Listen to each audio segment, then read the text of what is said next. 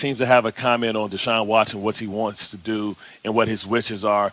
He's trying to say, I want to take control of my narrative. I believe that this is a dysfunctional organization that let Bill O'Brien run it into the ground, and I'm not going to stay around in my prime years. I mean, it was negligent what they were doing to him his first couple of years when he was getting beat down because they couldn't protect him at the offensive line. But, Dick Vermeil is outraged, and he has a comment on it. But I haven't heard anybody have a comment on Matthew Stafford deciding to say, guess what, I'm done here in Detroit. Everybody wished him well and let him off. I wonder what's the difference. Everybody has something to do when the African-American quarterback says, hey, I want to get up and I want to leave. I want to take control of my narrative. You guys made promises to me. I want to leave. Everybody has a problem with it. Everybody has a comment. I haven't heard anybody. Matthew Stafford asked to be released, and his wishes were granted within 2 weeks. Deshaun Watson asks the same. Everybody has an issue with the African-American quarterback deciding to say, hey, I want to leave. I wonder what the difference is. I know what the difference is. I wonder if Dick Vermeil understands his unknown bias. We always have that subconscious bias, that sort of thing that we don't think is there but is always there because it shapes all of us in everything we do, not just in sports opinions but in life. No, I was gonna say this too, Key. Nobody. I just want to understand. I know Bill O'Brien is an Alabama assistant coach now, but he hasn't said anything. I've heard anybody from the organization say anything. I think that's the one thing I wish I would hear from Deshaun. Deshaun is just about what got it to this point? Because I think before you can say you're disappointed, you need to understand contextually how did it get to this point before you can make a comment on saying I'm disappointed by it. Well, I think Bart and Z and Jay, we had Rick Smith on a couple weeks ago, and he's the former general manager of Houston, Texas, who drafted Deshaun Watson. And so he kind of gave us a little bit of insight how it got to where it is today. And you hit it right, Bart, about the praise of Matthew Stafford being able to kind of orchestrate his move from a Detroit team that he had been at for 12 years and hadn't won at all, and realized, you know what, I can't continue to stay there. I need to move. So you are correct. There's been no noise about that. That's because, though, he's liked, right? The story is you've been buried in Detroit. You've been a stand-up guy for so many years. We feel bad for you. Now you have the opportunity to go win a championship with a better team. And they want to change, as I mentioned to Rick Smith a couple weeks ago, Bart, is this narrative about Deshaun Watson was coming.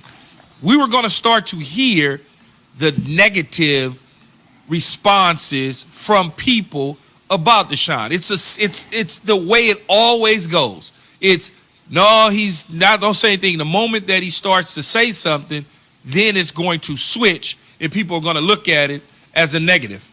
I mean, look at what happened in Detroit. They got worse to grant his wish. They're not a better team with Jared Goff. They took a broken quarterback that they had to give the answers to the test before the damn play, and the coach got tired of it. And they gladly took that contract and brought him over to grant his wish. Now watch what happens in a couple of weeks when J.J. Watt, Captain America, says, hey, you know what, I don't want to spend my last year here. I want an opportunity to go win a championship. Watch what they do with that. They're going to roll out the red carpet. They're going to give him a parade, and everybody's going to applaud and thank him for his services. But when the African-American quarterback kind of says, hey, I want out, the CEO of a company, they have an issue with that. And listen, people don't understand their bias sometimes and their outrage. But all I'm saying is, if you're going to have that energy for Deshaun Watson, have that same energy for Matthew Stafford, have that same energy for Aaron Rodgers, who was saying it's a beautiful mystery. Let me ask you this before we let you go. Give me a prediction of Super Bowl 55. Who wins and why? It's crazy for me, man. I wonder what intel was gathered when you think about what happened in the first game. You talk about using people's learning against you. I think that Tampa is going to squeak it out. I think it's going to be a close game. I think it's going to be 31-27. And I know throughout the course of the day, all of our folks are putting together all the predictions from all of our analysts, and you can find that later today on ESPN.com if you're out there listening, from all of our NFL folks. Bart giving his prediction early this morning. Tons more to come later online. Bart, all right, thick neck. All right, Smoke. Darkness, everybody. Darkness. All right, B. Scott. Bart Scott keeping it real. The only way he knows how to do it. Great points there, especially on Matthew Stafford. And we'll wait to see. I didn't even think about the Matthew Stafford. I was focused in on Elway, Manning, the trades, those sort of things. But I never even thought about the Matthew Stafford thing. And the ultimate. Yeah, go ahead, Jay. Exactly, Zubin. Business is business, guys. And the ultimate business is business. juxtaposition. If he is right about what happens to J.J. Watt, and we're getting the same team with two completely divergent ways of treating guys, that is going to cause something. Let's see if it happens to Captain America, which Key got a little bit of a... Captain America. Patrick's in California. I've been doing this show long enough, so Key probably wants to know where you're calling from in California. Hey. Thank you. I've been paying attention. Hold on. Patrick in California. Oh, here comes one of Key's guesses. From Central California. I'm calling from Roseville, California. Man, your show is awesome. Where's Roseville? Where's it at in California?